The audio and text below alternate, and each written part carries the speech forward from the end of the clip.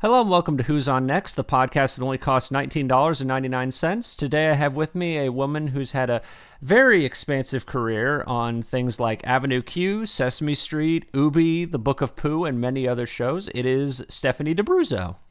Hi, how are you? I'm doing good. How are you doing today? I can't complain. I'm alive and I have health insurance. So I that's an actor's dream right there. I have Medicaid, so that's also fairly nice. Ah, there you go. Whatever gets you through, right? Yeah. All right, so I guess how did you get your start in performing? Wow. Well, I mean, I've always been a giant ham. I always loved singing and performing to some degree. I would sing on my backyard swing set. I would sing along to Sesame Street records when I was little, and then I loved singing in the chorus in elementary school. And I was a very subpar tap dancer, but still I did tap dance in elementary and middle school. I was in theater in high school. Always performed in one way or another.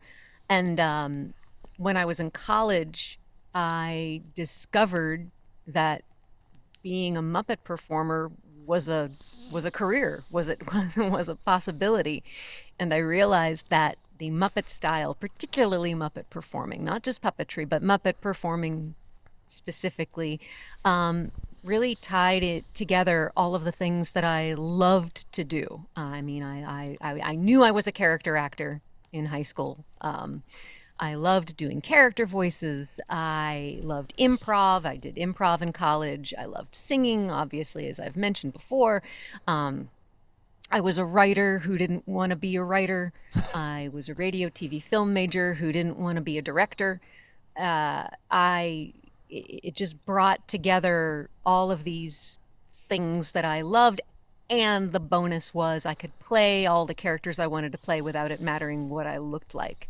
So I began building really crappy puppets just to learn the craft of television puppetry on my own. This was pre-internet, certainly as we know it. I had this revelation. Gosh, it was probably just a few months before Jim Henson died. It was the winter of 1990. Oh, okay. Yeah, yeah. And I uh, enlisted my friends and dorm mates and had access to equipment, thankfully. And I was fortunate to be involved in a big open cattle call audition the spring of my senior year of college, and you know, as to paraphrase the Bible, something begat something begat something begat something, and I wound up sort of in the talent pool of the Jim Henson Company. Now, when he passed away, did they do that with the Muppet performers and Sesame Street and all that stuff, or was that just like a coincidence that had happened after he had passed away?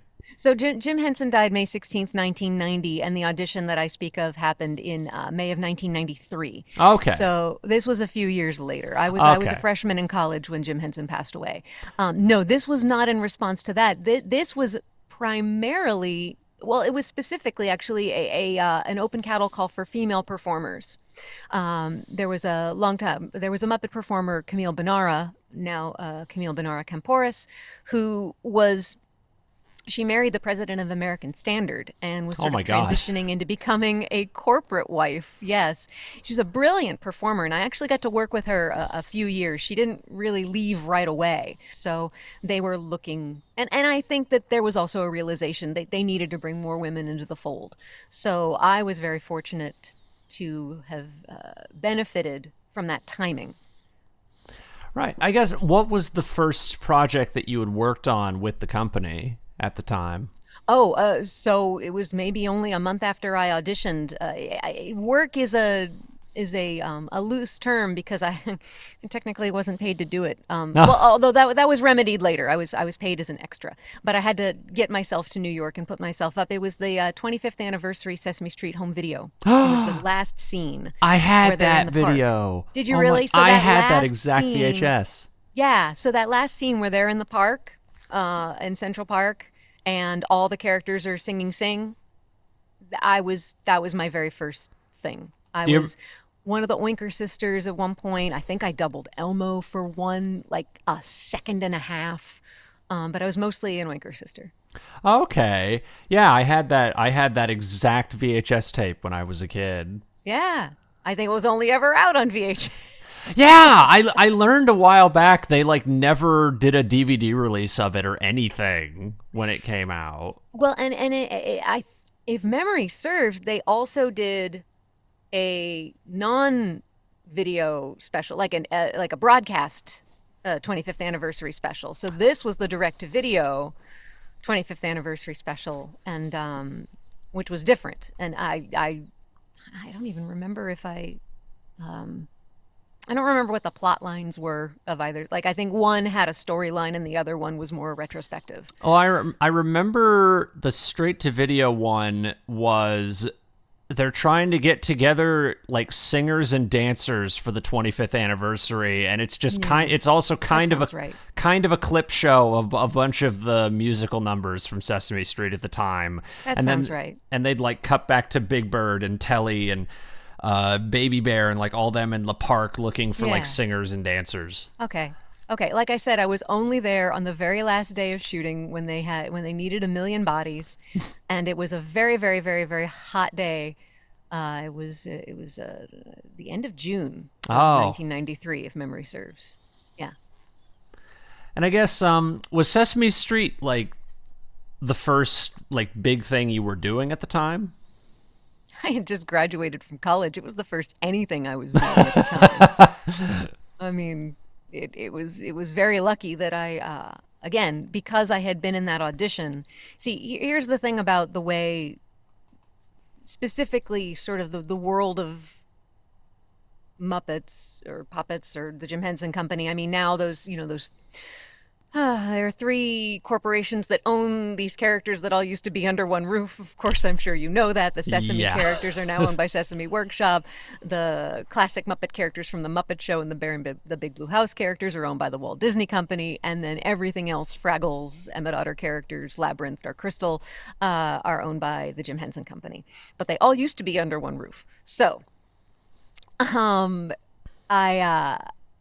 that audition that I went on, you sort of get put, there's no job. Like if you were to audition for a play, there's a role that you're auditioning for.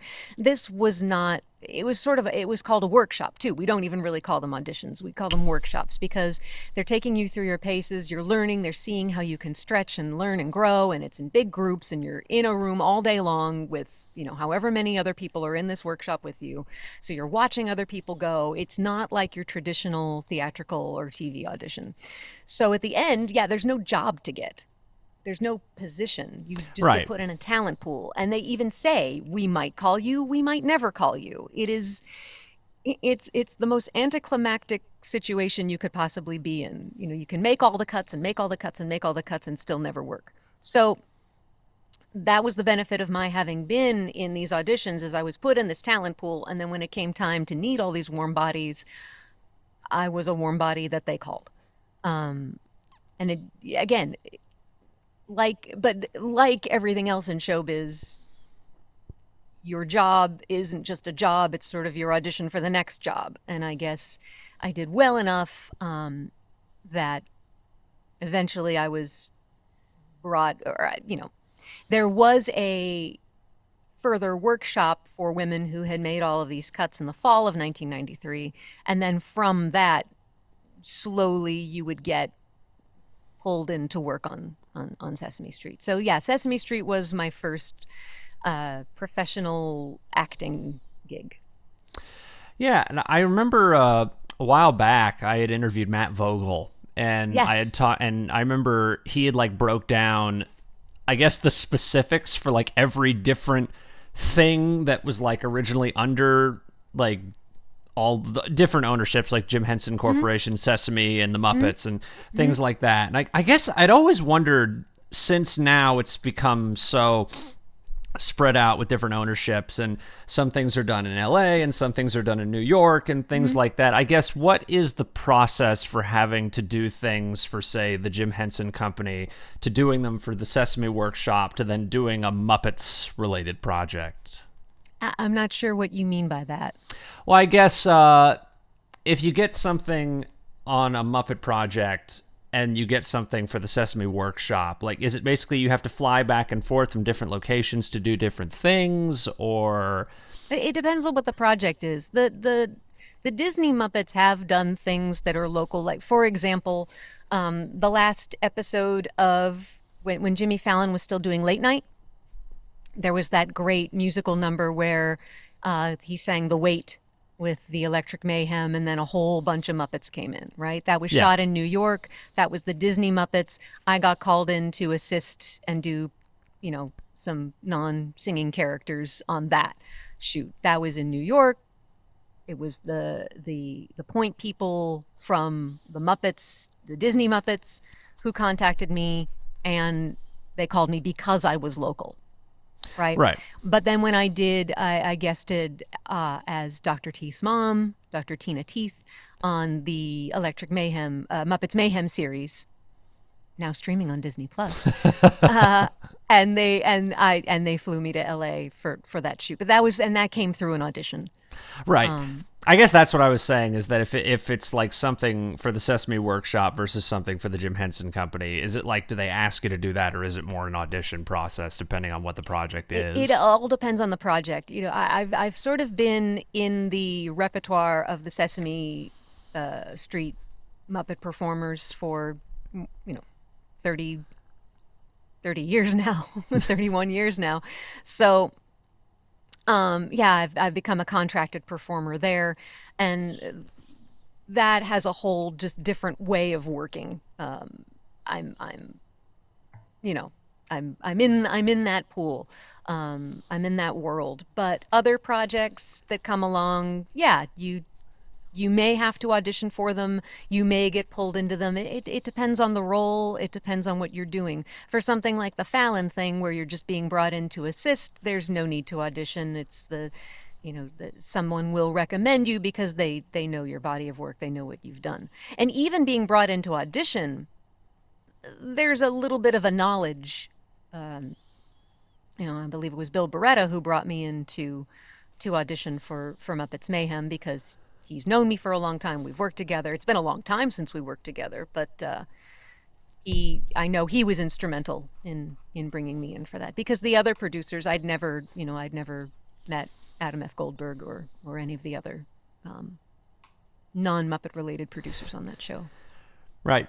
Yeah, and I guess because there was also, you did Elmo and Grouchland, which was the theatrical Yes. Sesame Street film, and was that And that was also... through an audition. That was an Okay, audition, yeah. okay, I was Because gonna it was a say. feature film, and also, it was the director Gary Halverson. I had to pass muster with him, and there were obviously, there's always you want things to be as equitable as possible when it comes to major projects. So I think everybody wants to have the opportunity to have their take on it.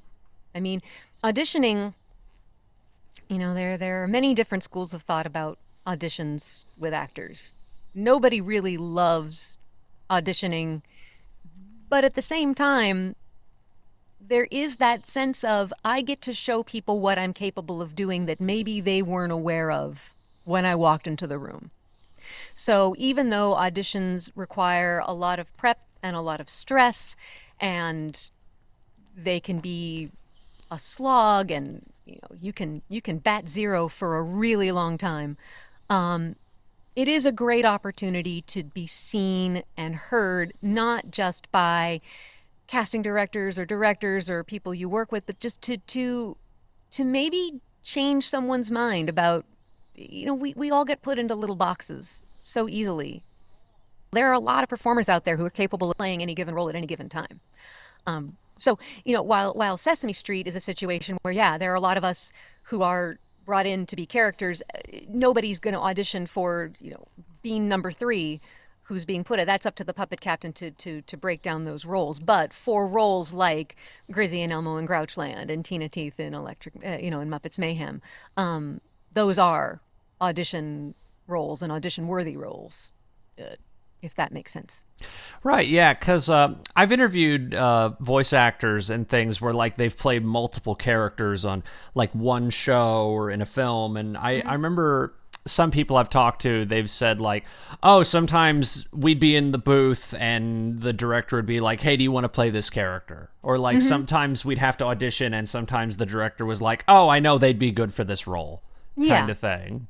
Yeah, it really is often about how well people know you, and I think that, well, the LA voiceover world is such an insular, well-known way. Everybody knows each other, everybody knows everybody's range, and they're constantly playing in the booth. So all of the casting people, all of the voice directors, all of the animation directors, I think they know when you bring in so and so, they know exactly how many, how versatile that person is. And often when I'm auditioning for animation, um, my agents certainly know that I have a fair amount of versatility. My reels are online. My reels are at my agents. You may audition with several voices. And people who know voice performance can sense. They have that ability to tell how versatile someone is if they give more than one voice. Do you know what I Right. mean? Yeah, yeah. It's almost like you can give someone three voices and they know, oh wait, I know this person has 20. Just from the range they've given me from these three. Right, yeah. I guess, because that actually segues into something I was curious about, because you did voiceover for Sheep in the Big City. Yeah, I loved working on that. That came directly from Mo Willems. Mo had been a writer on Sesame Street. He was a Okay. writer. Yeah, yeah. So that's where I met Mo. Because And I was and wondering what he, the carryover was, because there's a lot of Muppet people that did voices in that. yeah, yeah, and yeah, Mo was a writer for a while on Sesame Street, and so the writer would be on set, and you'd get to know them, and he got to know me and brought me in, which is fantastic. It was a wonderful opportunity, and it was a really I missed that show, and I'm so sad that for whatever reason, it's not available to stream. It's not out there Yeah. in the There world. It was really fun. a lot of those like early 2000s animated shows I've noticed really aren't on streaming, or at least some of the selective ones, Hmm. like early, like late 90s Cartoon Network. There's a lot of those Hmm. shows that just aren't on streaming anywhere for some reason. Yeah, and it was a show that if you didn't catch it, you didn't catch it. And it, it, it was a show that was running, was running alongside Courage the Cowardly Dog and Powerpuff Girls and shows that at that time caught on. And I think that Sheep in the Big City was a very, very, very clever show that had a very specific style, and people who got it. But I mean, it was a little high concept, I guess, even It, though it really isn't. I mean, it's a sheep in a city. But there were Mo is just so and all of his writers he brought in and his animation directors. It was just something that it wasn't everybody's cup of tea, but man, if it was your cup of tea, it was a good cup of tea. So, yeah, it made me sad that it wasn't something that found its audience when it aired. And then I think there are people who would like it now, but they can't find it. oh yeah, it's the same. There was like a show back then called Time Squad. It was weird because Sheep in the Big City and Time Squad were these two shows to me. They were very the closest show I could compare even a sense of humor to is maybe Rocky and Bullwinkle. Okay, sure. It's like the closest I can compare them to, and they're Yeah. both not available on streaming. Yeah. Neither of them. See, Which and everybody always, they paint with these broad brushstrokes when they talk about pop culture and media, and they just say you can get anything online. No, you cannot. And it is one of the reasons why my husband and I, are big into physical media. Because, oh man, yeah. all this stuff is so ephemeral. It just goes away. Well, there's even some shows and some shows or some movies that either never even get reprints. There are Right. shows makes me mad they've never had a DVD release, even Yeah. when they were Yeah. on, didn't get one. Like, Oh, which one? oh, I was saying like even What did you say? shows. No, I didn't say like a specific show. I was saying there were. Sorry. Yeah, yeah, no, you're good. There were shows from when I was a kid that like never got a DVD release. Like, period. When they were on. Like, Well, and some of that is because of music licensing. There was a whole thing Did you ever watch WKRP in Cincinnati? No. Okay. So this was a show that used a lot of really expensive music at the time. And one of the reasons why it was shot on video as opposed to film is because um, video shows that were shot on video at that time could work under a variety licensing agreement, a variety show licensing agreement, where the music was cheaper to license. But what that meant is that wasn't in perpetuity. So there was a release of the first season of WKRP. Again, it's about a radio station, so they're using popular music of the time, Yeah. and they couldn't afford the music licenses, so they got this person to make these subpar faux songs, and let's just say that it was a very it was not a successful end result. It was in some cases it was a little laughable, and eventually I think it was Shout Factory. It's always Shout Factory who said I think fans would be willing to pay a little bit more. There are still a couple of songs they couldn't license, but for the most part they got a lot of the music back in. That there are shows where if it's broadcast, you'll hear a song, but if it's on DVD, you won't hear it, or it'll be cut because they couldn't get the license. Yeah. And there was a great show Gary David Goldberg created in the early 90s. It was called Brooklyn Bridge. The very young Jenny Lewis was a supporting character in it. Huh. Yeah, the singer Jenny Lewis. It was a beautiful show. Peter Friedman, Amy Aquino. It was about growing up in Brooklyn in the 1940s. It was just a beautiful coming of age show. Marion Ross played the grandmother. It aired, I think, I didn't watch it when it was originally on. I think it was a CBS show. It was re-airing on A&E or Bravo in the early 90s. My husband turned me on to it, and David Goldberg was trying so hard to get that onto DVD until the day he died. He was even willing to put up his own money for the license of the music. It's just the music was going to be so expensive. And maybe it was the 50s. It was going to be so expensive to license it that it never came out. So this beautiful, beautiful show no one will ever see. Because I know that there have been shows where they've had to do workarounds where they had to, they had to redo the soundtrack for a DVD release. I know. Yeah. Beavis and Butthead was because it was an MTV show. They had the licensing for some music, but I think there were some episodes of Beavis and Butthead that were just never put on streaming at DVD because of music licensing. Right. Well, and even the initial Freaks and Geeks wasn't going to be released until I think it was Shout Factory that just said, look, people will pay $60 for this, or $90, for the big yearbook DVD edition that, oh my God, I sound so ancient. This this DVD set probably came out 20 years ago. But it's really good because it preserves all that great music. But it's expensive. And, focus groups saying consumers won't pay more than $20 for a season of TV. And, well, that's just not going to cover your licensing. But again, there are companies like Shout Factory that would be, or even at the Warner Archive when they were doing their video on demand, when Warner Archive was a thing. I mean, there used to be these great companies that would do really beautiful, loving preservations of these shows. And my husband and I were even lamenting commentary track. Is something that's just there are whole generations who have no idea the joy of a commentary track. I miss commentary tracks so much. I remember the creator of Gravity Falls, ages ago. I think he had talked about how he thought it was ridiculous that streaming services don't have commentary at all. Hello? You're breaking up. Oh, can you hear me now? Yeah, I got you now. Okay. Yeah, where did I cut off? He thought it was ridiculous that... Oh, he thought it was ridiculous that streaming services don't have commentary tracks? Yeah. Yeah.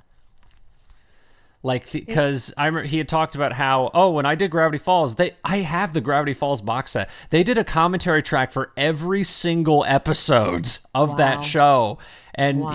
I think he had talked to Disney about putting some of those commentary tracks on Disney Plus, and they were like, Hmm. no, nobody's gonna watch commentary tracks. Nobody's gonna listen to that. Like, They're fools. I mean, and I think what's sadder is that they're foolish not to try. I mean, now granted, I don't know anything about the way the nuts and bolts of deciding what to stream and what not to stream works, but I imagine that it involves pushing a button to some degree and saying, let's try this. And if not, we push another button and take it off. well, even some Jim Henson related projects have like never been put on streaming or DVD Hmm. or anything like that. I think the Jim Henson Hour has never had a DVD release, if I remember correctly. No, yeah, it's never had Yeah. a DVD release. Yeah.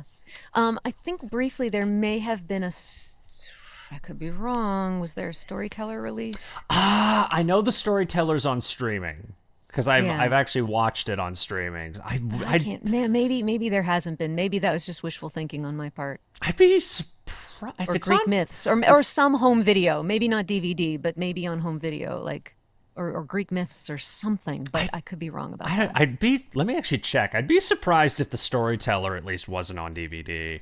Hmm. Then again, you Yes. never know. Yes, Yeah, it is. Yeah, I'm not making 20. that up. Oh, Yeah, good. I don't. It's not. Oh yeah, Amazon, $28. Okay, good. Yeah, Yeah, sometimes I say things and, with age, you're not sure whether you dreamed it or whether you're conflating it with something else or whether it's just wishful thinking or whether it actually happened. Um, yeah. Yeah. So, yeah, again, some of it's licensing and music licensing. Some of it is ownership. You know, certainly a great thing like Muppet Family Christmas would just be a oh, that nightmare to license because breaks of the my three copyright heart. holders. That breaks my heart that Yeah. has not had like a complete. I have a DVD of it. I bought it Oh, at a Target, but yeah. it's missing It, 10 minutes that's right. because of, That's yeah, right. because of That's the right. music. That's Which right. That is absolutely right. Yes. Yeah, there are it's yeah. Nobody, well, I mean, maybe they think about it now. I don't know, but most of the time when people are putting together their creative endeavors, this is not what they're thinking about. They're thinking about how can we make this as good as it can be right now. And I think that what happens is that people say, well, we'll kick that can down the road later. We'll worry about licensing later. We'll worry about home video later. Nowadays, I think there are more contracts that serve to tie into things. But uh, there are plenty of things that there are plenty of different projects that can't anticipate what's going to happen with technology. I mean, certainly there are projects that were streaming, could never have entered the picture, or home video could never have entered the picture. Cable reruns could never have entered the picture. So, yeah, it's a shame that, but at the same time, people got to be paid for their work. And so I can understand where the music licensing is important because you need to compensate these people properly for for these things.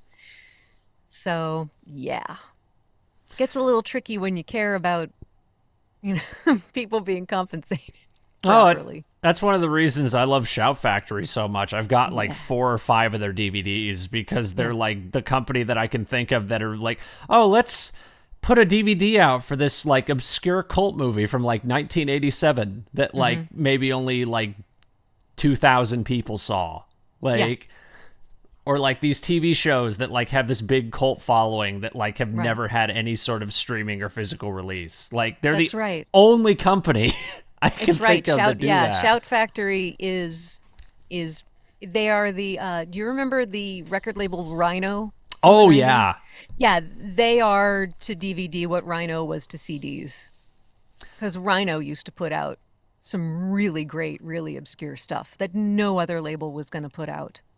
I at remember the time. Rhino even had some DVD licensing. Like I remember they put out HR Puffin stuff on Yeah, DVD. that was Rhino, wasn't it? Yeah, Yeah. they Yeah. for some reason had the DVD rights to Sid and Marty Krofft Mhm. stuff, which I Mhm. always found very weird. Mhm. But great.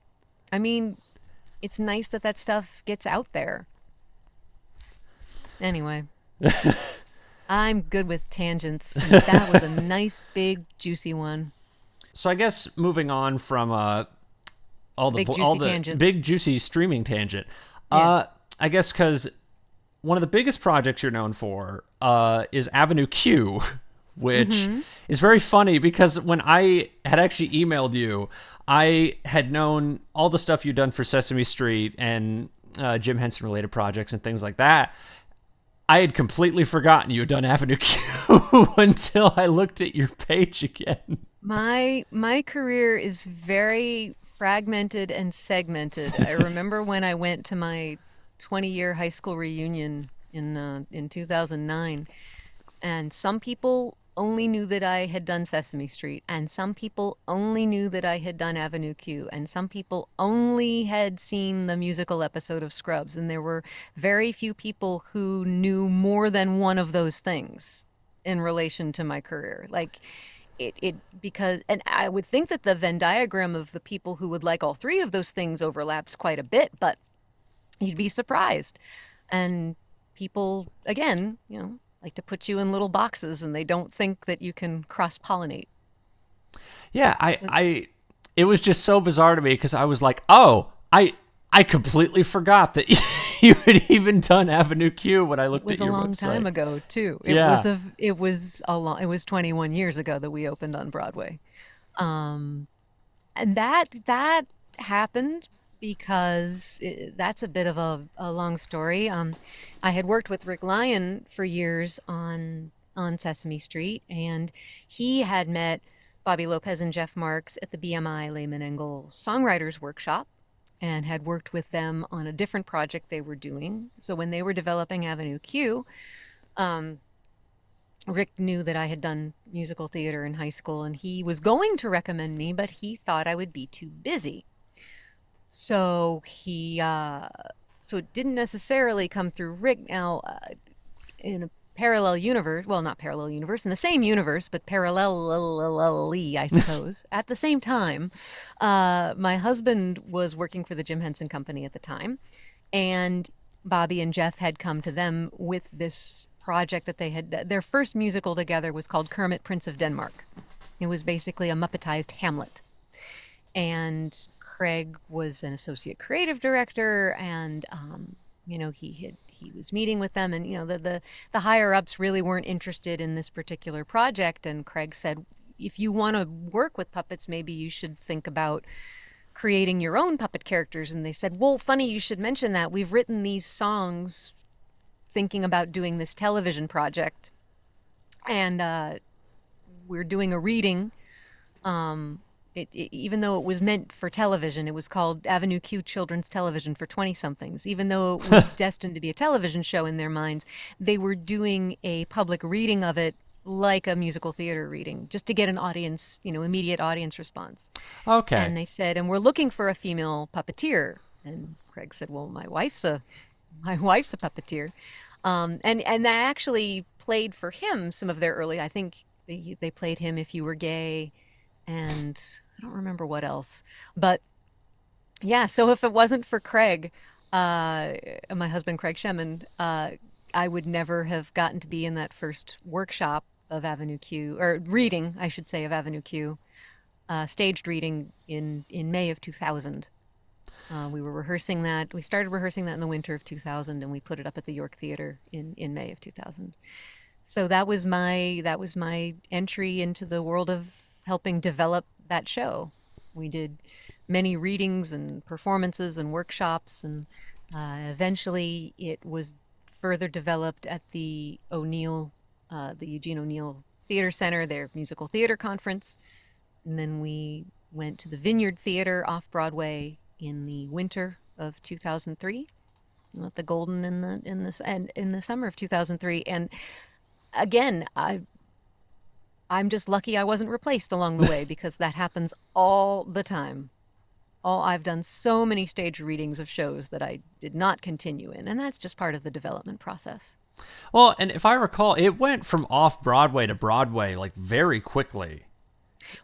Yes, there had been when we started rehearsals at the Vineyard. I remember there was some scuttlebutt saying there, the producers were looking to because the Vineyard Theater is a nonprofit off-Broadway venue. It's not something where a show can run in perpetuity because it has a subscription season. So it would have to have transferred. So the thought was that the show would they were looking to transfer the show for a longer run somewhere if it did well at the Vineyard. But they weren't sure whether it would go to a larger off-Broadway house because off-Broadway, for people who don't really know the designations, a Broadway house has 500 seats or more. An off-Broadway seat has 100 to 499. And off-Broadway is 99 or fewer. That's really the major differentiation between off-Broadway, off-Broadway, and Broadway. So the Vineyard Theater had, I believe, 125 seats. So the thought was, would we go to an off-Broadway venue that was maybe more in the 3 to 400 or a 499 seat house, or would it go to a small Broadway theater? And I remember at the time thinking, I don't think this is a Broadway show. But I'll tell you, the show that really broke that ground for us, and I said it a lot then, and I will repeat it now because it's a long forgotten show. Urinetown had started at the New York Fringe Festival.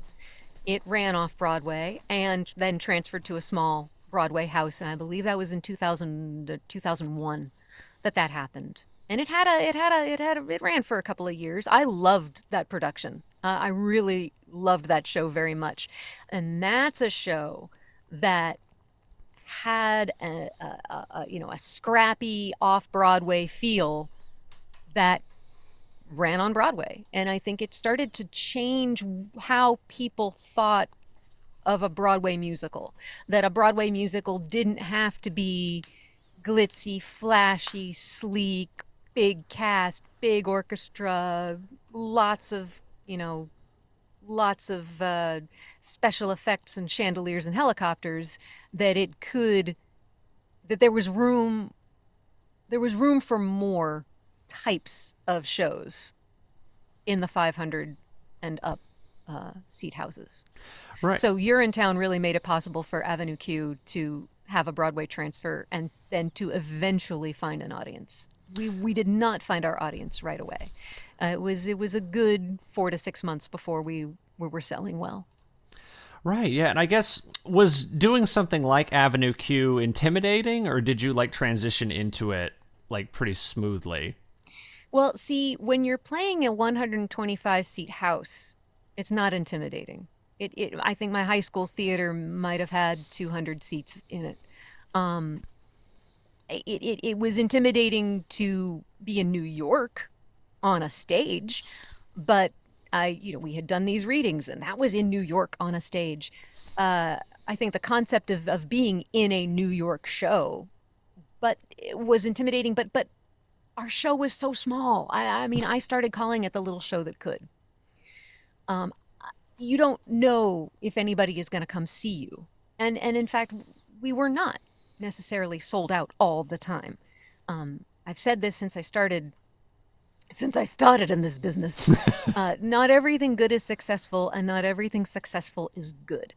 We knew we were working for good on our end. We just weren't sure if the success was going to come.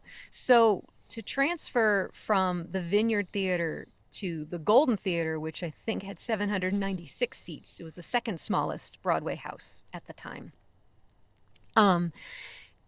It just felt like our little show.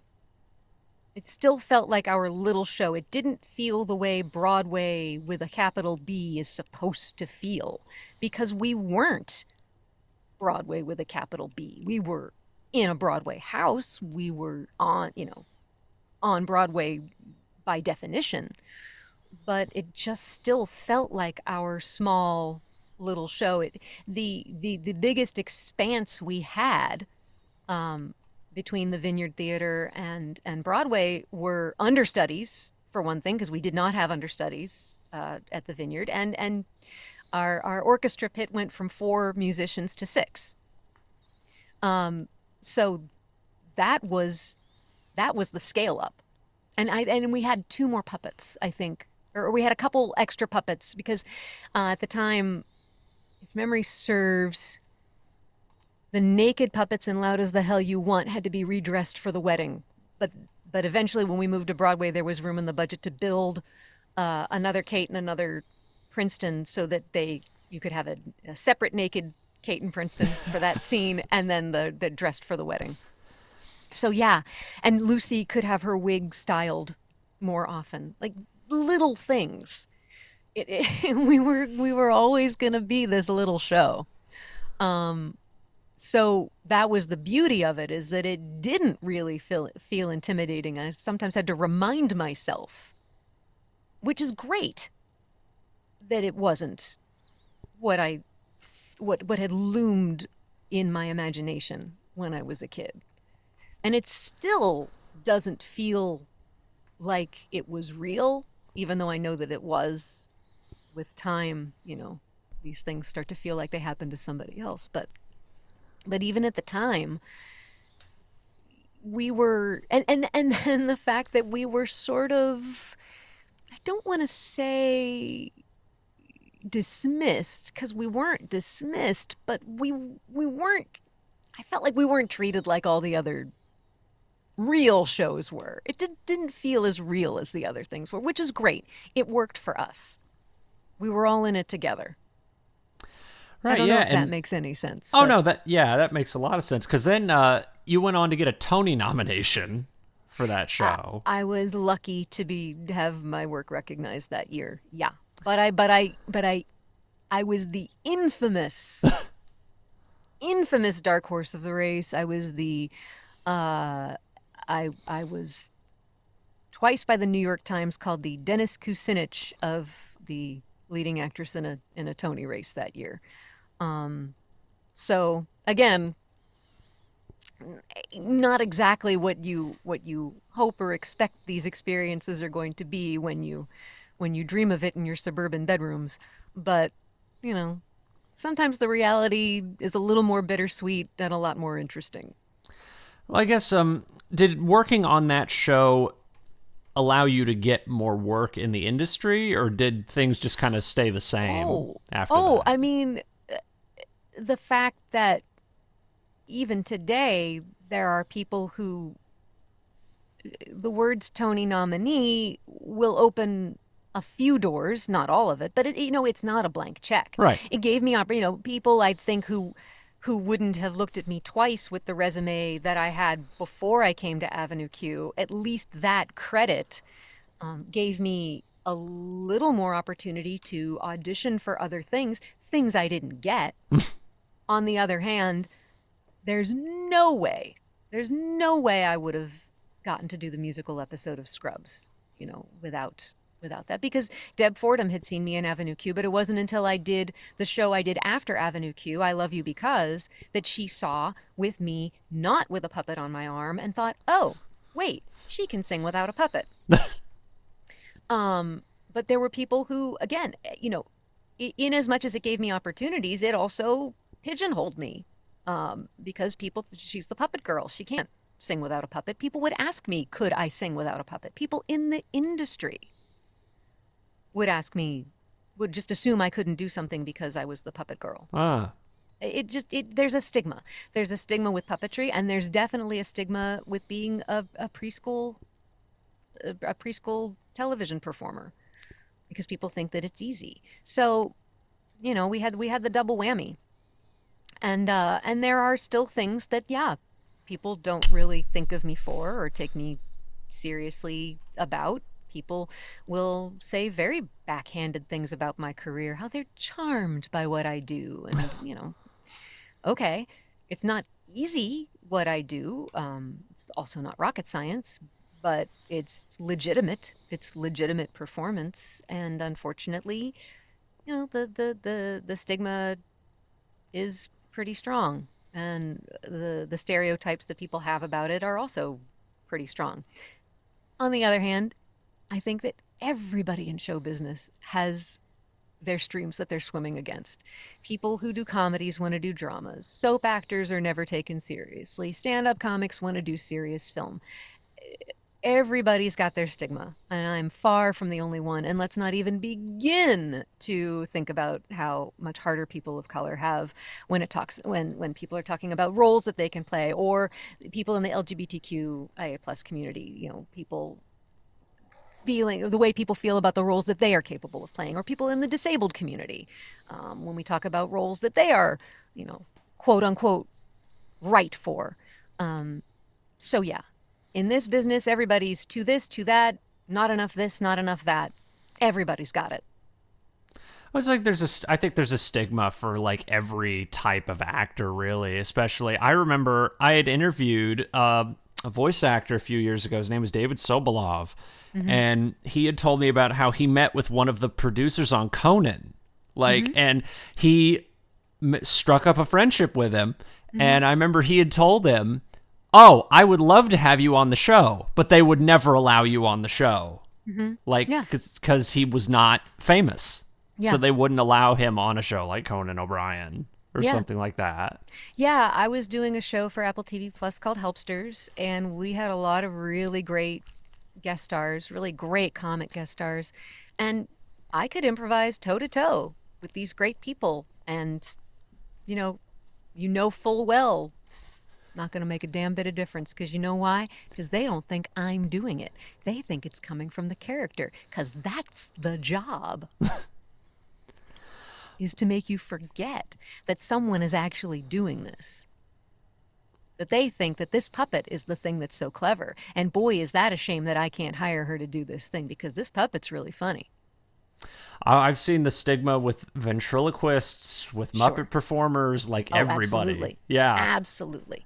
Absolutely. The late, great Jerry Nelson, I remember asking him, if he was thinking about doing outside voiceover work or outside character acting work. And, I've tried that. I can't get hired. They don't want me. And it's a shame. I mean, look, even after the Tony nomination, I lost my representation, and I had a really hard time getting new representation. I had many agents say that I was uncastable. God. Many agents say, "I don't know what to do with your resume. I don't know what to do with you." And, and I know what I look like. I know what I am. I know that I'm a character performer. And see, part of it is that Kate Monster was the ingenue. I am not an ingenue. I was playing an ingenue role. I was also playing a character role, but I was playing an ingenue role, and I was not an ingenue. And that confused the hell out of people. But because what can you do? Because people saw the character more than they saw the performer. Yeah, and again, part of that's me doing my job right and doing my job very, very well. I would go in for sitcom pilots where Kate would have been great for that role, but not Stephanie. So I wasn't right. Kate was right, and people saw Kate. But that's not who I was. And I remember thinking, I shouldn't be going in for this role. I should be going in for that role. But once you're in a room, you kind of can't do that. Right. I mean, the entire industry, as somebody who's auditioned for voiceover stuff for years, everything is fickle to a degree. Yeah. And look, that said, I've been lucky to carve out my little corner of the sky, and that I'm still working, even in the much lower budget world of preschool puppetry. Would it be great to do other things? Absolutely. More because I love variety. I'm not necessarily craving fame. Sometimes you just want to do a role where you're not crouched under a set, or you don't have to bend your neck and your body and contort yourself in strange positions. As you get older, that gets harder and harder to do. Sometimes I would just like to be able to brush the hair out of my face as I'm working. But on the other hand, when we were doing Helpsters and we did a lot of work on location, I could be bundled up in my snow pants and my parka while the um, the face actors were dressed in costumes that were not keeping them nearly as warm as they should be, and having to maintain their hair and their makeup in not great weather.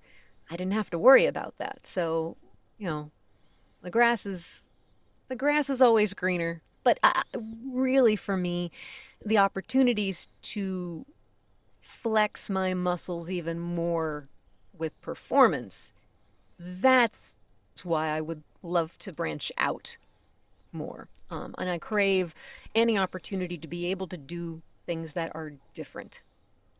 Not because I love the world that I'm in very, very much. But it's like if you're trying to get stronger, you need to lift heavier weights, right? You can't get stronger lifting the same weight over and over again. So that's my was has always been my desire, is to get better, get stronger, and unfortunately, showbiz kind of prevents you sometimes from being able to stretch yourself as much as you'd like. But again, hey, I'm working and I have health insurance. I'm just fine. Because I've noticed that you have been there's been a bit more voiceover the last few years because you were on Welcome to the Wayne. And that was longer ago than you think. That was pre-pandemic for sure. It was like, And that was a great, I had fun doing that character voice. That was a one-off, but I enjoyed that. yeah, and I guess some of the stuff I've been curious about because I actually asked this of Matt Vogel, and I was curious if you had some of the same perspective because you play the character Prairie Dawn, who's been an existing character for a very long time on Sesame Street. And when I talked to Matt... Since I was born. yeah.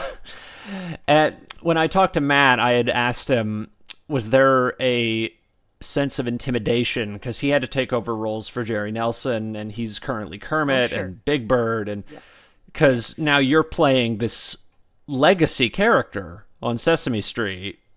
And I guess, was there ever a feeling of intimidation having to take over for that role? It was not so much a sense of intimidation as it was a sense of responsibility. Fran Brill is very much still with us. Fran entrusted me with this character. And I know that Fran, I had doubled for Fran quite a bit when she was at Sesame. If Fran was doing Zoe, sometimes I would puppeteer Prairie and vice versa. Fran was very comfortable with me. I remember joking the first time she heard my Prairie Dawn imitation, it was when she was having issues with her voice. She was doing a Prairie thing. It was only maybe my second or third season on the show. And another puppeteer ran over and started doing his Prairie Dawn. Oh, welcome to our little play. And everybody surrounds Fran going, oh, welcome to our little play. So you've got like 10 prairies surrounding Fran. And someone heard me say, oh, welcome to our little play. And looked at me and said, that's a really good prairie. And Fran gave me a look, and she could have, she could have, it could have not gone well. But Fran was such a pro that I think she appreciated that I meant it with love. And so when the time came for her to retire, and we did audition for that, I was her choice. So I feel like I am wanting to not only do her proud, but Prairie's a character that had started to not be on the show as much, even when Fran was there, and still is not as present a character as she may have once been. And so I just don't want Prairie to die on my watch. I enjoy Prairie. I've always been a fan of the character. I just want to, again, do right by the character, but also see where we can go with this. Let's a character that's been around for a long time, it has to evolve with the show. Otherwise, it'll be dropped from the show. So how can this character fit in with all of the other characters that have come into the show in the decades since the show's begun? So I'm just trying to, keep her there and have fun because I think she's fun. So bringing my heart to it, but also bringing my love and respect for Fran and Prairie. It's really more responsibility than anything else. Right, because I remember when I spoke to Matt, he had given this kind of layered response because I remember it was after Jerry Nelson had passed away. He talked about how I remember I had asked, I didn't know if it was an audition process or they just went through the cast and saw like who can come the closest to sounding like Jerry, like who can sound like this character, who can sound like this. And And Matt had already worked very closely with Jerry. Matt was doing a lot of doubling, especially later in Jerry's life.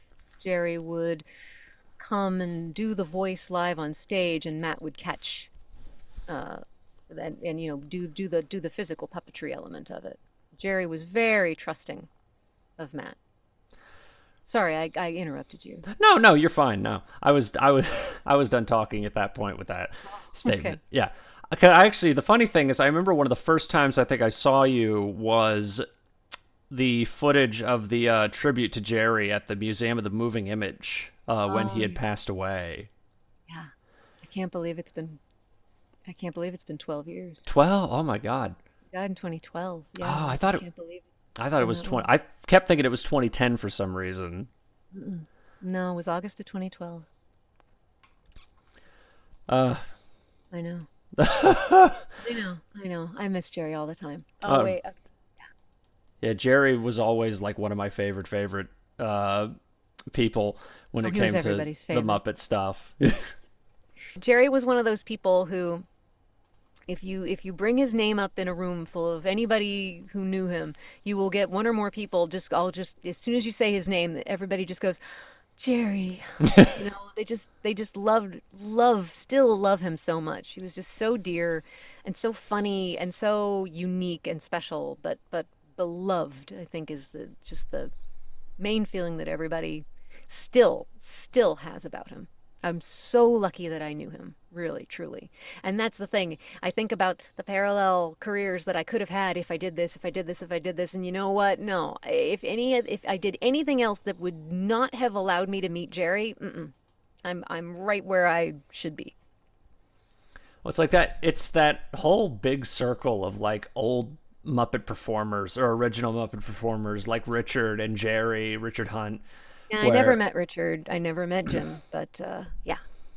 because I think Richard passed away the year after Jim. I think, I always thought it was early 92, but it might have been late 91. yeah, because it's just Yeah. some of those people where I really think about where certain aspects of I guess just the Muppets as a whole would be if they were still alive. Yeah. Because Jim is the one I think a lot of people think about what would be Oh, happening sure. currently with a lot of things if he was Oh, still sure. alive. Sure. Well, then that's really hard to know. My husband uh, has written a great book about Jim Henson's first television show, Sam and Friends, and he's working on a follow-up book, a book of the scripts. And he worked for the company for a long time. He's president of the Jim Henson Legacy, and he feels Oh this my all the God, really? time. Oh yeah, he's quite the Muppet historian, and very much all. It's a labor of love for him, and he.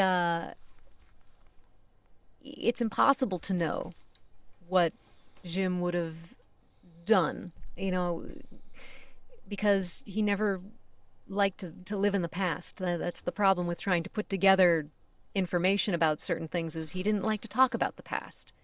So there weren't a lot of interviews about him working on Sam and Friends. He wouldn't really go into the weeds on it because he was always interested in what was next. So you can project sometimes I think he did talk a lot about in the late 80s. He was really excited for high definition. He talked about it a lot. And I remember as a film major in the early 90s, high definition took a long time coming because there was not an agreement on the format, how many lines of horizontal resolution it should be. With NTS, with the 3 by 4 video, there's a lot of global differences in video signals. This is really way too wonky. But HD was promised much earlier than it arrived and became mainstream. And Jim never got to live to see it. And, I think he would have been fascinated by Pixar, what was happening in the Pixar world, what was happening with CG. He wasn't using CG. He was a little bit just starting to do it in the Jim Henson Hour. Yeah, I was good. Like, I remember that little character he made for the Jim Henson Waldo. Hour. Yeah. Fascinated by that. So, you can imagine based on history what may have been, but you can't know. Yeah. You can't. You'll really never know. Like, yeah. Even the people who knew him the best, and I didn't know him at all. You can guess, but you have no idea. And how that Disney deal would have gone through. Oh, that I still think about how they were in talks to do a Muppet World at Disney, and it never happened. Like, but not just that. Like, now Disney does own the Muppets, and what are they doing? And also, I think that his personal agreement with Disney was 5 years or 7 years. Like, it wasn't that long ago, but it was finite as far as him being contracted to Disney to do other things that weren't Muppets. So Disney could have fired him. Once you're a work for hire and the control of your company is gone, Disney absolutely could have fired. I mean, Oh, yeah. So, like, I think Lucasfilm. Yeah. I mean, you look at every other acquisition that Disney has had in the years since. They can do whatever they want once they own the characters and you're a work for hire. So, if that deal had gone through, it's really hard to say what would have transpired. Now, who knows? I mean, Jim was an incredible director. I was just having this conversation 2 days ago about, I will talk until the end of time about The Great Muppet Caper, on what a beautiful film it is, and how I think it is the best. I think it is one of the best things that they ever did, because it's not just a great Muppet movie. It is a great movie musical, full stop. It is so beautifully shot. Jim is such a great director, has such a great eye, so ambitious. Really, really gorgeous stuff. And I would have loved to have seen what he could have done outside of the Muppet world as a director, the way Frank Oz, the stuff he did outside of the Muppet world as a director. Oh, I think about what other thing, because I think The Dark Crystal, I don't think The Dark Crystal is an amazing movie, but it is an amazing looking movie, and that world is amazing. That's like right. the Netflix show they did. Oh my God. Yeah. Like, just the creativity of that world is insane. Like, and I believe it was the first live action film to not have humans in it. Yeah, I believe so. Because I know there was it's like, you look back at the productions of those things. Labyrinth is another one where I would love to know what other weird, dark fantasy shit Jim could have done, like with that kind of stuff. But then not even just fantasy. Like, what could he have done with a rom-com? I mean, you look at Frank Oz's directing slate and the range of films that he did, from co-directing Dark Crystal to Little Shop to Dirty Rotten Scoundrels to Indian in the Cupboard to The Score to Bowfinger. These are all really different films that he did really great, strong work on. Bowfinger's incredible. Oh, In and Out is incredible. Little Shop is like one of the best musical films ever made. Little Shop is gorgeous, but I look at the films that don't have puppets in them, and I'm infinitely curious as to if Jim could have gotten over the stigma of being Jim Henson as a director of films that didn't have puppets in them, or even to do even non-fantasy films. Do something that was unexpected for him. Yeah. Even animation. I mean, he did do a bit of animation, stop motion animation, cut out animation, paint animation. He was a great visual artist. Right. And I know when he I forget 100% what his role on Muppet Babies was. I think he was a producer for that show. I'm not 100% sure. I think it was just based on characters that he created for the movie, but I don't know how much he had to do with the day-to-day. Yeah. but I'm not the person to ask. Yeah. Well, that's actually funny enough. Back to streaming. That's another show I know infamously has like never been put on streaming because Licensing. of Licensing. oh the Licensing. amount of film clips they use Licensing. in that show. Like, Yeah. Yeah. Money, money, money, money. Licensing. but I guess as we had brought up Disney, Book of Pooh is an interesting little thing that I wanted to talk about because I've always been very fascinated by that show because I would never have thought for somebody to do a puppet based Pooh show, but it's a beautiful show. I love how that show looks. Well, and I think those characters have been interpreted in many ways. I don't know if you remember the early 90s. There was a Pooh show that was like walk around characters. Oh, the Pooh Corner. Think it was I called, think that think it was That's called what Pooh it was. Corner. Yeah, early 90s. Now, that show's interesting because it was a puppet show that I did not puppeteer on. I just did the voice for. Really? Yes, and there's a reason for that. Um, Mitchell Kriegman had, I think I had done a voice audition for him, and he liked what I did with Kessie, which was a new character. I think it had only appeared in one episode of an animated version of Pooh in the early 90s. Yeah, she was in like 2 or 3 episodes of Okay. like the many adventures or the new adventures of Winnie the Pooh. Okay, right. So there was not any sort of precedent set for the character. So he liked what I did vocally, and I think he was looking to potentially have the opportunity, the lone opportunity in that show to have the voice performer also puppeteer the character. Unfortunately, the day of the puppet auditions, because I would have had to audition as a puppeteer, um, I let's just say I had a stomach bug where I did Oh, not feel comfortable getting on the subway to go to the meatpacking district for said audition. I was in no condition to leave my apartment that day. And so I could not attend this audition, and as such, I was not considered as a puppeteer. Um, Thankfully, the voice role was not taken away from me. I really loved getting to work that way, especially because that was the closest I've ever come to working in the LA puppet world. John Fiedler was living in New York at the time, the great character actor and longtime voice of Piglet. Piglet. He was living in New York at the time, but everyone else was in LA, as was the voice director Ginny McSwain, and Ginny McSwain was fantastic. So I would go to Sync Sound, the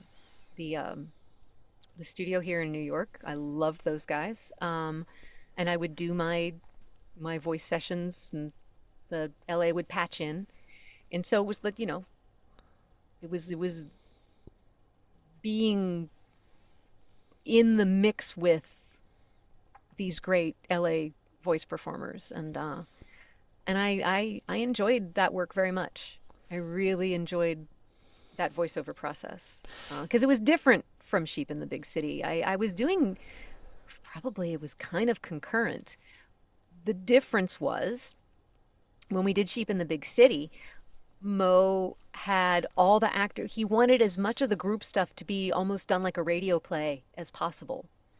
And so we were all there at Poem and Sound together Yeah. for a lot of it. And even if people were recording separately, we would still be it was a big room where the booth and the engineers and the waiting area were all in one room.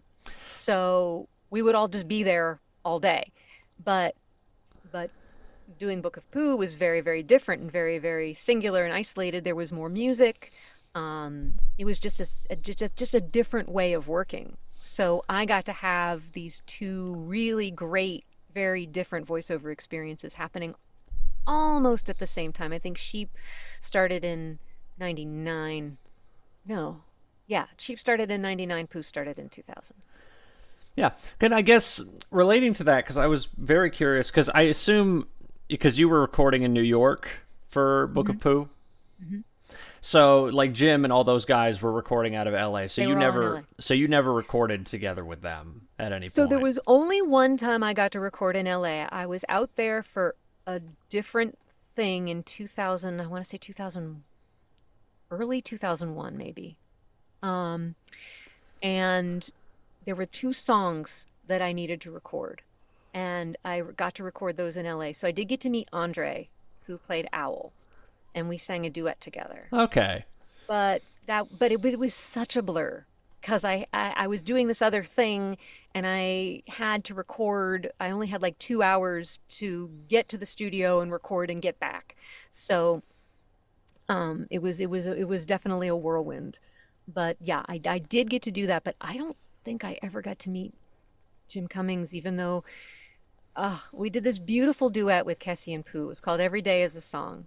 And one of the reasons why I remember, not just because it was, I think, one of the prettiest songs I got to sing, but also I didn't know when I came into the session that I had to sing a song. I hadn't Okay. gotten the CD sent to me. So, or was it a tape at that point? So there was hard out on the other side. I had to be out of the studio in 45 minutes because Peter Jennings was coming in to record something. Yes, the late great Peter Jennings. So I learned and recorded not just my lines, but also that song in 45 minutes. And I'm very proud of myself Oh my because God. I enjoy the performance very much. You would never know that it was rushed. And again, got to sing it with Pooh Bear. I guess similarly relating to that, you did Velma in a Scooby-Doo puppet special that they had done. Yeah. And that Yes. I was wondering about that because that's all like it's all the original voice actors except Mindy Cohn doing Yeah. Velma.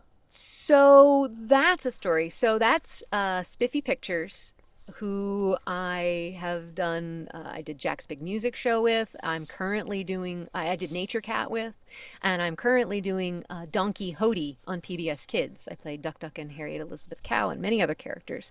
So I've worked with the Rudman brothers for a very long time, and that mystery map special was initially the hope was that was going to become a series. I It was gonna be assumed a series, a puppet series of Scooby-Doo adventures, it right? it was a very specific idea for a Scooby-Doo project, which made me think like this had to be a pilot. That's I'd Yeah. always thought that. And we desperately wanted it to go. All of us just had a ball, and all the Matt Vogel worked on it, Alice Deneen worked on it, Peter Linz worked on it, Eric Jacobson worked on it. I mean, these and David Rudman, like all these incredible Muppet performers worked on it, and they did the voices, and they were fantastic. I wish you could have heard Eric's Shaggy. I was It gonna was say, please tell me so they were. Casey Kasem. I was gonna say, It please tell me they were doing impressions of the Matt characters. Vogel did such a great Fred. Well, and also again, because the designs of the puppets were from a pup called Scooby-Doo. It was not, based on the original design, so they were the kid characters. So I know that the way I approached Velma was as a blend of the two. It wasn't imitating a pup and it wasn't imitating classic Velma. It was sort of an amalgam of the two.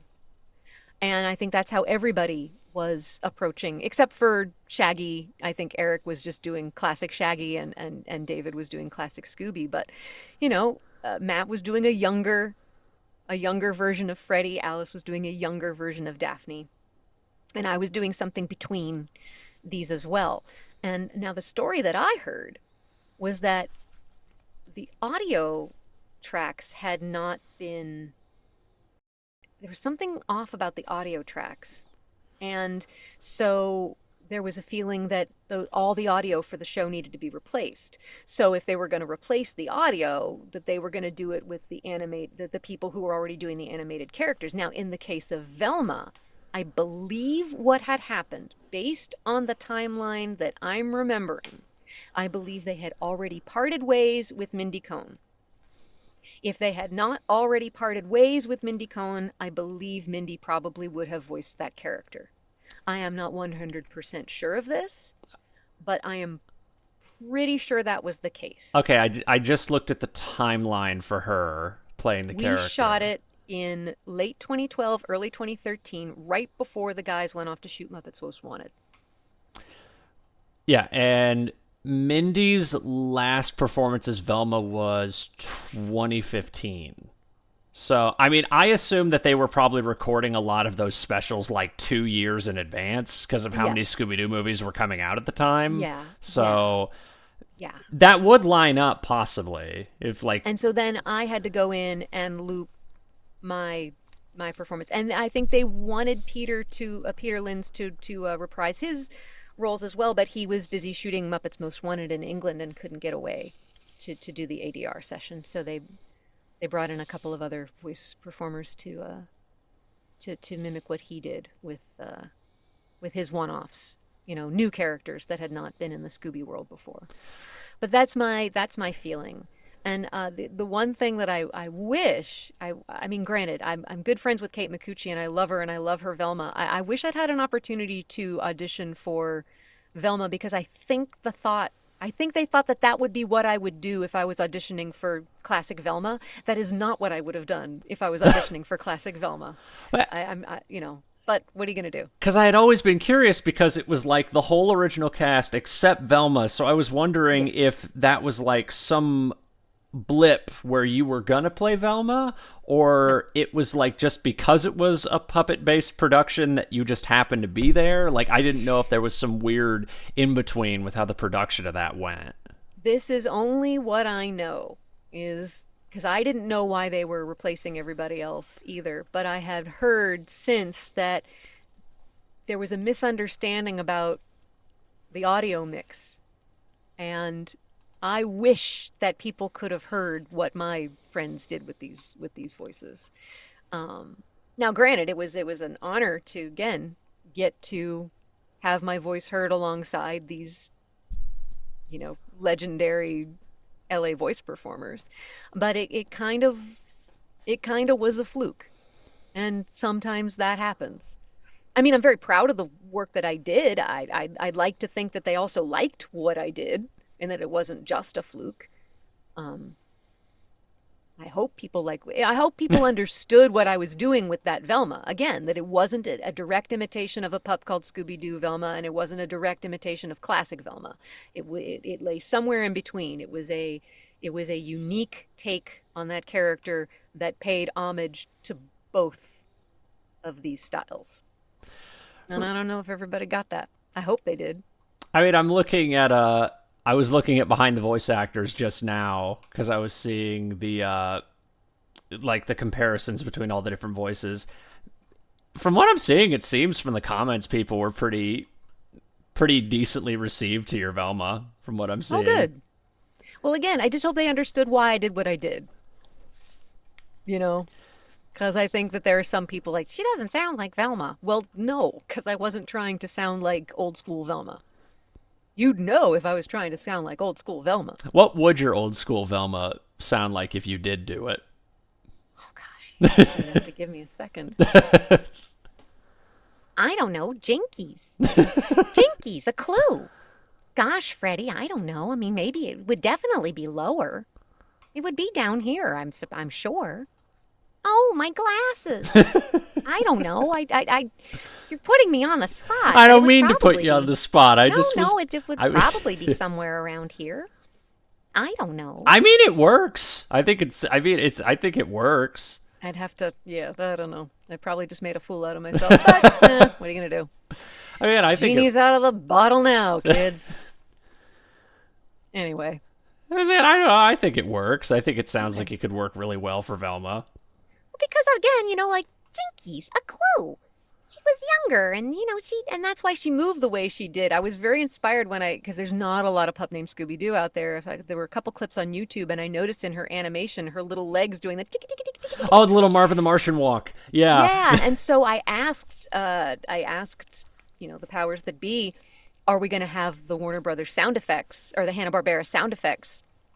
And they said, yeah. I said, can I walk with that glide rather than have a walk? Can I do the little Velma?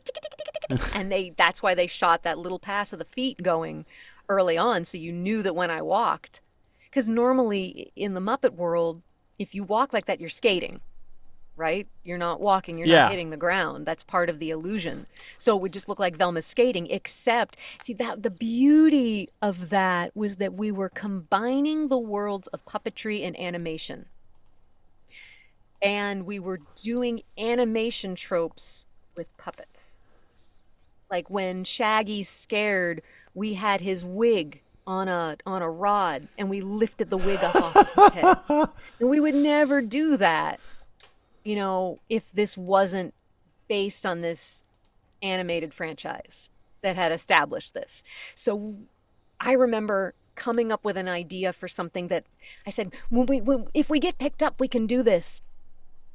Under Shaggy's shirt, I did a little cutout of a cardboard heart, and I put it on a rod, and I had it thumping out of his chest, so you'd see this heart-shaped thing Oh, that's great. thumping under his shirt. And we didn't get, there was no opportunity to use it in what we did, but I was hoping that we would use it later. And again, that's the sort of thing that we would not do at Muppets because it's too cartoony. But this was the perfect marriage of puppetry and animation. So yeah, like we were all just nerding out at, and we weren't thinking about being part of Scooby canon or anything like that. We were just like, how can we pay homage to this show? How can we use these great visual gags and effects in puppetry in this medium that hasn't been associated with the Scooby world before? And it's fascinating to me now, only 11 years later, that I'm hearing from Scooby fans about it. And I hadn't thought about, oh, right, this is part of the Scooby canon. Yeah. It's an interesting chapter in the Scooby canon. It's definitely its own little branch on the tree, but yeah, we weren't thinking about that. We just wanted to do a show. We just wanted to be employed. We just all wanted to work together on something fun and cool.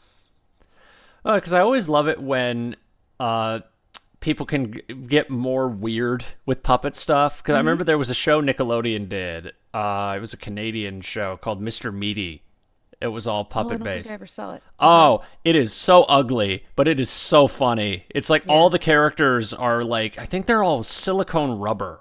So like all the puppets are like very, very stretchy and like their faces deflate and things like that. It's a very ugly show, but that's part of the humor of the show is how just gross the characters look. And I just love seeing people come up with these like cartoony, weird ways they can use these puppet characters and things like that. Yeah. Yeah, I mean, despite how long we've been doing this, we're constantly trying to find new ways of doing things or better ways, or how can we be, I don't know, how can we elevate? How can we just keep growing, be better, do something fun and different? And that's what I love about my colleagues, especially people like Matt, and Eric and Peter and Alice and David. That was a situation where we were all on this great same page of we could do it, we could just do it the traditional puppet way, but no, we have an opportunity to plus it and do something that we haven't done before. So how can we come together to do something that we have not done before and make it better fit the Scooby world? That's something that I hadn't thought about when I was asked to do the gig. Now, granted, when I was called to do it, and they said the word Scooby, I was just thinking, please let it be Velma. Please let it be Velma. Please let it be Velma. Yes, Velma. So I had a good time. Well, I guess to wrap this up, I wanted to ask, because I always ask this of every person that comes on, is what advice would you give to somebody who's interested in getting into acting or performing? Do it for the right reasons.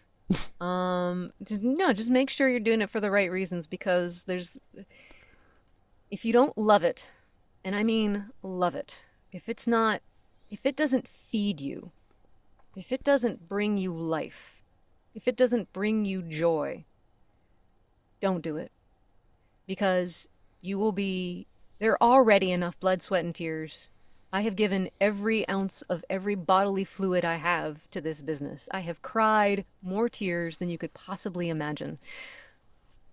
And but I do it because I genuinely am fed through performing.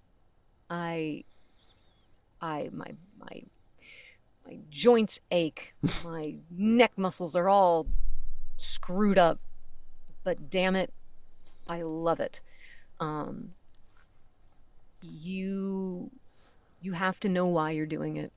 I think that's the first thing. I can't tell anybody how to do it or how not to do it because I still don't know how to do. There, by the grace of the gods, fates, and fairies, go I. There, by the gods, fates, and fairies, do I stay employed.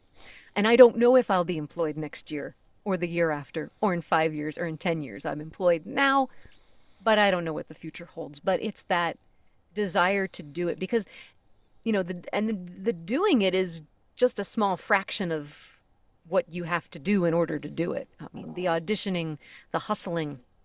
I'm not good at schmoozing, so I don't, and maybe I don't get as many jobs because I don't schmooze.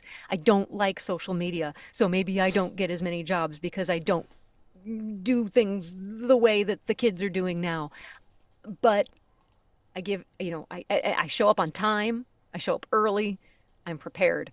That to me, those are the things that matter most about performing. So, yeah, that's also good advice.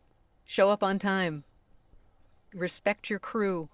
Respect the people around you. Never, ever, ever phone it in. Moisturize. Stay hydrated.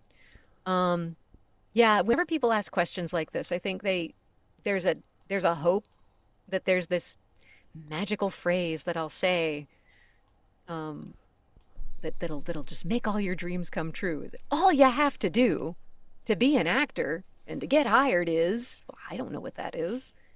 I wish I did.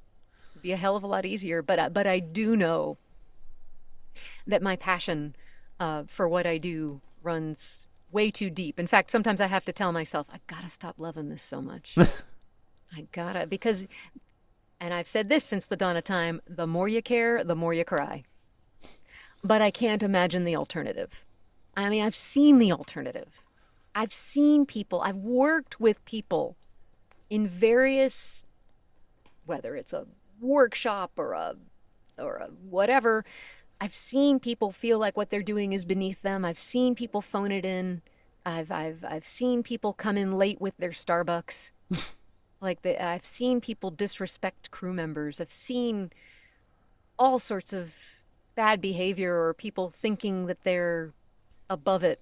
I've seen, it's funny, the people who are most deserving of diva behavior, they're not the divas. It's the people who are least deserving of that. I've seen huge, beautifully talented, big name people. They're total wonderful angels, right? It's the other people, the people who haven't earned it, haven't earned the right to be a diva, who have the bad behaviors. So just don't make it harder for everybody else. Yeah, that's really not advice. That sounds like more of a screed, or a manifesto. But so be it. That's how much I give a hoot.